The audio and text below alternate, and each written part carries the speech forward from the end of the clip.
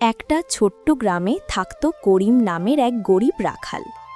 প্রতিদিন সকালে সে তার কয়েকটা ছাগল নিয়ে মাঠে যেত। রোদ, বৃষ্টি, ঝড় কিছুই তাকে থামাতে পারত না।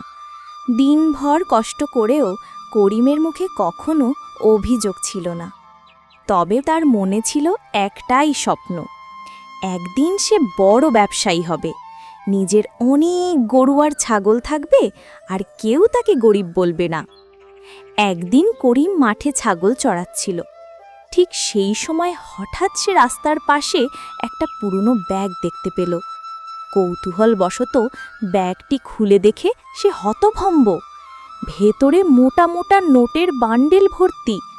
প্রথমে করিমের চোখে আনন্দের ঝিলিক দেখা দিল, কিন্তু কিছুক্ষণ পরই তার মনে দ্বিধা জাগল। সে নিজেই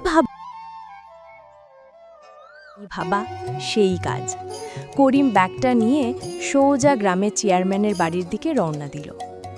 করিম, চেয়ারম্যান সাহেব, আমি রাস্তার পাশে এই ব্যাগটা কুড়িয়ে পেয়েছি। ভেতরে অনেক টাকা আছে। তুই এত সৎ! আজকাল এইরকম মানুষ আর কোথায় পাওয়া যায় রে করিম? তুই সত্যি আমাদের গ্রামের গর্ব। চেয়ারম্যান ব্যাগটি নিজের কাছে রেখে তদন্তের ব্যবস্থা করলেন।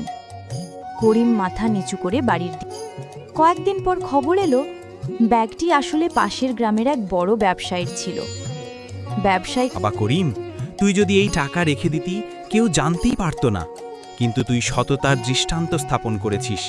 এই নে, আমার পক্ষ থেকে তোকে কিছু উপহার। ব্যবসায়ী করিমকে জোর করেই পুরস্কার স্বরূপ অনেক টাকা দিলেন। করিম সেই টাকা দিয়ে কয়েকটা গরু কিনল। ধীরে ধীরে তার গরুর খামার বড় হতে লাগল।